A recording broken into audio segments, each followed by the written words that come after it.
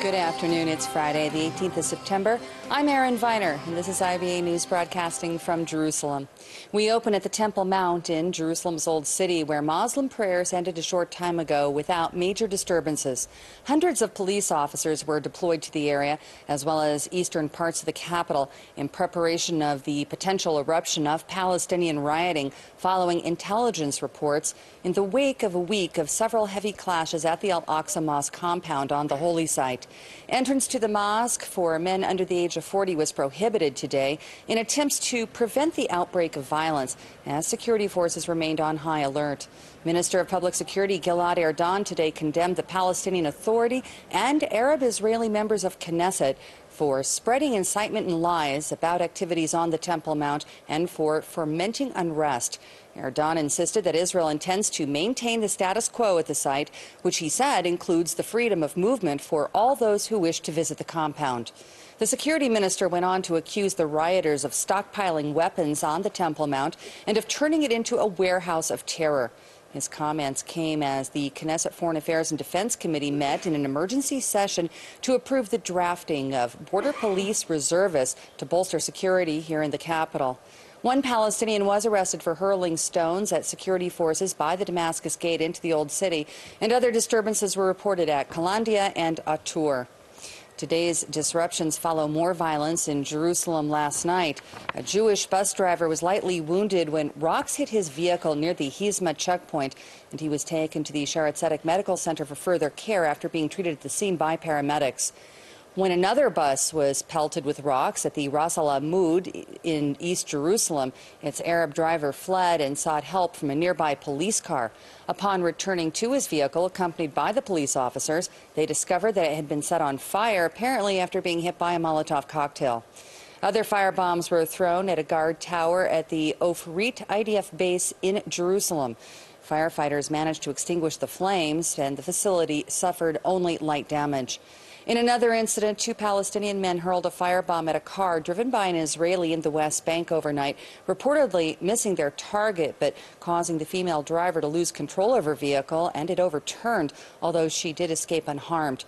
Israeli security forces shot and seriously wounded one of the alleged perpetrators, who was then taken to the hospital, and arrested the second. The attack occurred near the Palestinian village of Beit Farouk near Nablus as the car was heading toward the settlement of Elon Moreh. The plan by Prime Minister Benjamin Netanyahu to change the rules of engagement and declare war against those who throw rocks and firebombs has been approved by Attorney General Yehuda Weinstein, including the use of rifles by Jerusalem police when confronting particularly dangerous individuals. The Attorney General also approved the arrest of children under the age of 10 who throw rocks, in addition to fines of up to 100,000 shekels. According to Jerusalem Mayor Nir Barkat, police will have to dramatically be more aggressive to stop the increased violence. He added that it should be abundantly clear that anyone who hurls rocks and firebombs needs to know that if they put other people's lives at risk, then they will also risk their own. The ongoing violence was also the subject of a telephone conversation between Prime Minister Netanyahu and United Nations Secretary General Ban Ki-moon. Netanyahu made it clear that the government will take firm action against anyone who throws rocks and/or firebombs. And he also underscored his message that, contrary to Palestinian incitement, Israel is meticulously maintaining the status quo on the Temple Mount and only takes actions to quell unprovoked violence at the holy site.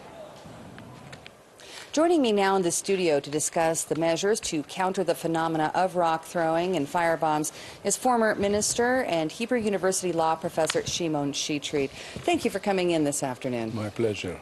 All right, let's start with a very simple question. Is it legal to implement such strong legislation, including the firing of weapons at rock throwers? In the circumstances that either firebombs or stones that are thrown at a driver or at a security officer, they can in fact kill, not only injure but also kill. It is justified to take preventive action in order, A, to prevent such action, and secondly, it is justified post factum to punish such an event. against the perpetrator. So it is fair for a society, for a government, to punish stone hurlers or firebomb throwers and look at it as if you look at it from the danger that it poses, it is almost an attempted murder. Even though it is not intended so, but people that throw fire bombs or in fact light a fire at a car, in the past it has caused either death or very serious injuries. So therefore it is natural that the Attorney General has justified legally the use of this measure, and particularly that they are now very frequently and very widespread in this particular period. How do you think this move is going to be perceived abroad? Is it wise to do vis-a-vis world opinion? I don't think the world opinion can find other ways to either deter firebomb throwers that are thrown both at buildings and at car drivers. We heard today that a bus driver, happened to be an Arab, was injured and was taken to a hospital. Yesterday, a bus was burned. So I don't think the public, international public opinion has different remedies for such an event. And I think that the world public opinion will accept that in certain measures are required, and if they are exercised with the discretion and not without discretion and not without limits and guidelines, then I think it will be supported. You bring up a good point. I think a lot of people do not realize abroad that when passengers on a bus are injured or the bus driver, that because this is not an apartheid state, everybody rides together and everyone gets hurt. Absolutely. All right, and we see the same thing about the train in Jerusalem. Exactly. The train in Jerusalem is also, the glass is fortified, but not always it is possible that every private car is fortified by fortified glass. And therefore, we have these situations that people were killed because of either fire bombs or stones. And therefore, if one would understand what are the natural results of such either fire bombs or stones, I think people would understand that it is legitimate for Israel to defend its citizens and to maintain public order. Now, just last week, the Supreme Court President Miriam Naor harshly criticized Public Security Minister Gilad Erdan for his proposal that any judges who do not hand down very tough sentences for people that are convicted of throwing rocks or firebombs, he was proposing that those judges have obstacles put in their path toward promotion. And she, of course, condemned him, saying that by doing so, it's not suitable for countries that we would rather, for countries like us, we're Jewish and we're democratic, and it's more suitable for countries that we wouldn't like to be compared to. Did Erdogan go too far with his threat against the justice system? I support the President of the Supreme Court in her criticism. The executive should not interfere in the substantive judgments of the judges. The judges should be independent and autonomous, and this is the essence of democracy and the rule of law, that the judges decide what is the sentence. The only way which is legitimate for the executive is to initiate legislation that would structure judicial discretion regarding sentencing in certain situations. They can do it by minimum sentencing, that certain action has to be sentenced for a minimum of a period. This they can do, but this is the language of the legislature, to decide the standards. In fact, no minister can say that we watch you, judges, and if you decide not sufficiently strict and not sufficiently harsh against certain criminal offenses, we will not promote you.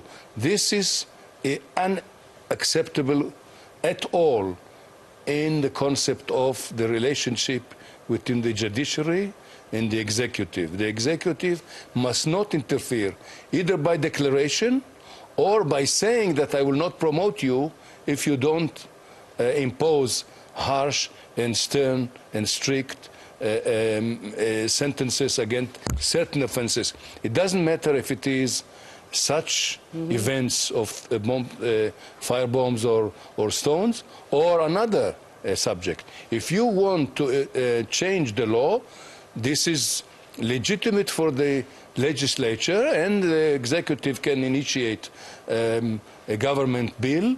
That's okay. But then it is not possible for a minister to interfere in this way, and I think he made a mistake in doing so. Professor Shimon Shitrit, as always, thank you for sharing your insight and analysis with us. Thank you very much. Turning now to the final failed efforts to derail the Iranian nuclear deal, with defeated Republican senators now saying that it's time to move on and that they're going to leave the fight to repeal the accord to the next president. The deal is now set to move forward despite majority opposition, and the latest measure calling for preventing the lifting of sanctions unless Iran recognizes Israel as a Jewish state and releases the American hostages being held there. But that measure fell short of the required 60 votes, with 53 voting in favor and 44 against. That same thing happened during a second measure that was also voted on yesterday, disapproving the deal, which fell short of the 60 votes needed, even though, again, a majority of 56 voted against the deal and only 42 for it. Two previous votes in recent days against the pact have already produced similar outcomes. Democrats were even more united yesterday, as several who opposed the Iranian deal nonetheless stood with the party on one of the measures and rejected attempts by the Republican majority to use the issue to political advantage. And as time expired on Republican efforts to stop the Iranian deal, the Obama administration has begun to carry it out by appointing senior diplomat Stephen Mull to ensure that Tehran moves further away from bomb-making capability. The White House is outlining a months-long process before Western nations will start to ease off on economic sanctions. Washington expects Iran to begin on making major changes at its main uranium enrichment site of Natanz by the 18th of October, as well as to its underground nuclear facility at Fordo and its heavy water reactor at Arak. Iran has even further obligations under the deal before it will be able to reap the benefits of sanctions relief. An Arab-led attempt to censure Israel over its nuclear capabilities has failed, with states backing Jerusalem at the UN Atomic Agency's annual meeting. Prime Minister Netanyahu hailed the defeat of the anti-Israel resolution as a great victory. He thanked the individual countries which supported his nation, particularly the United States, Australia, and Canada, as well as the European Union, for voting as a single bloc against the decision.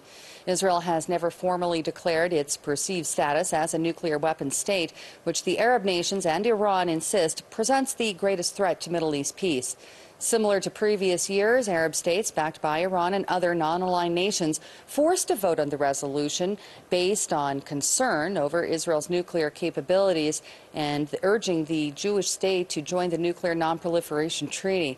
But the outcome was the same as before, and the attempt was defeated by a majority, although this time by an even greater number of the member states that were present for the vote. 43 voted in support, 61 opposed, and 33 abstained. The vote is, in any case, symbolic, with the meeting having no powers of enforcement. Turning to Syria, where the regime has recently started using new types of air and ground weapons supplied by Russia. This, according to a Syrian military source who describes the weapons as highly effective and very accurate, saying that the army has been training to use them in recent months. New satellite images reveal Moscow's bolstering of its military deployment at the Basel al-Assad air base in Latakia. A large amount of Russian military equipment is seen, including artillery and attack helicopter support, indicating a probable intent to set up a forward operating base by the Kremlin at the compound. Moscow continues to insist that its military support for Damascus is only aimed at fighting terrorism, safeguarding Syrian statehood, and preventing a total regional catastrophe. Meanwhile, Syrian Foreign Minister Walid al-Muallim has acknowledged the Russian delivery of new weaponry and the training of military loyalists, neglecting to specify when and or which systems were sent. While speaking to state television, he said that the Assad regime will request that Russian troops fight alongside their own if the need arises, although he denied that any combat troops are already there. White House spokesman Josh Earnest said that the United States remains open to tactical, practical discussions with Russia over the fight against the Islamic State in Syria. We would warn them against doubling down on their support for the Assad regime. That's a losing bet. It's a losing bet for Russia, it's a losing bet for Syria, and it's a losing bet for our efforts to degrade and ultimately destroy ISIL.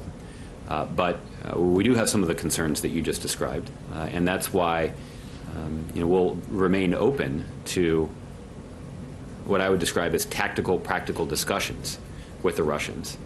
And those discussions would be focused on furthering the goals of our counter-ISIL coalition and ensuring the safe conduct of anti-ISIL coalition operations.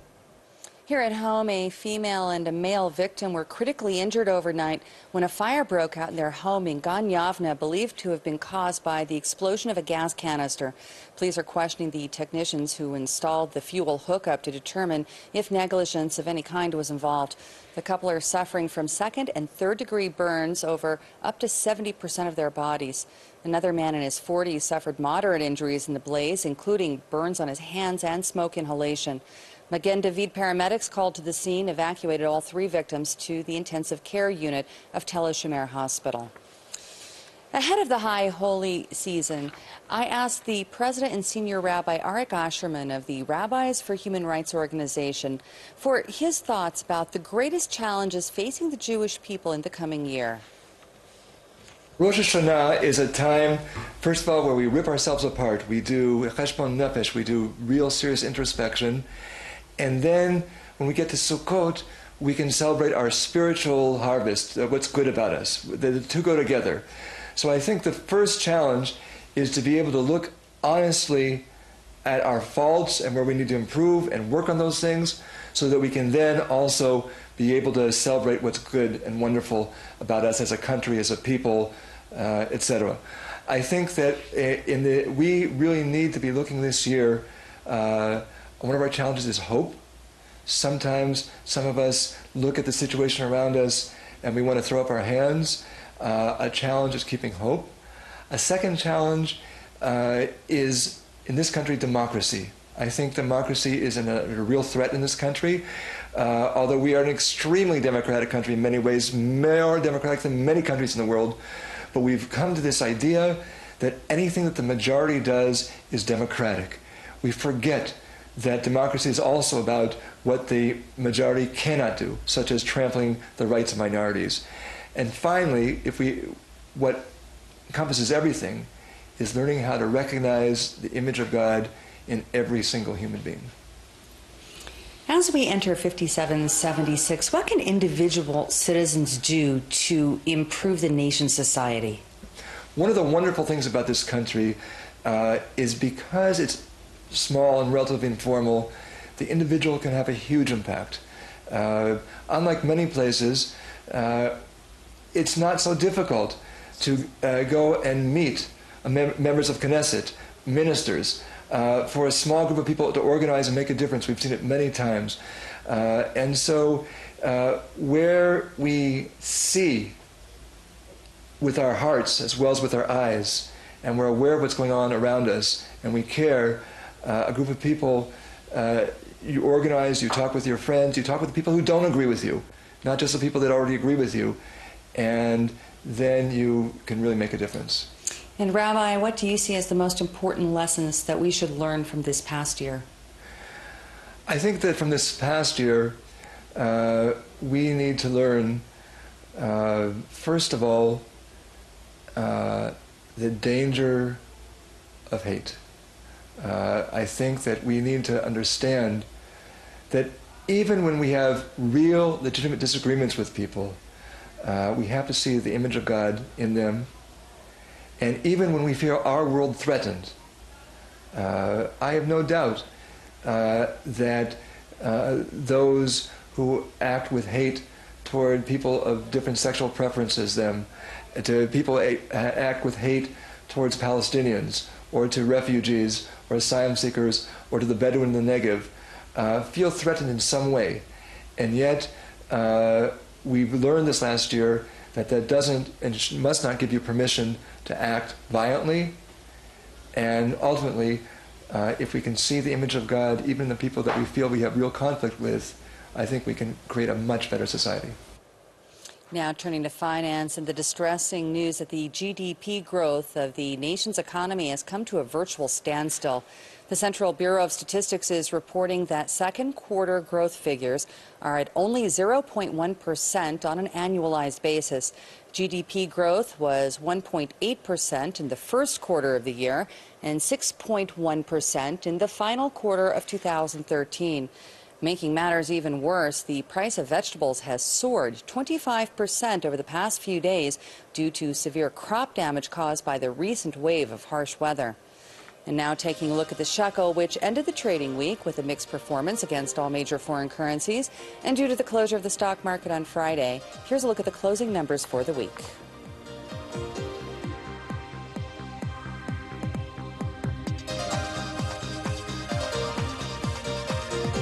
Now turning to the weather, and we have a very hot weekend ahead of us, but relief is in sight by Monday when we're likely to see a significant drop in temperatures and rain in the center and north of the country. Here now is the forecast at home and abroad over the next 24 hours.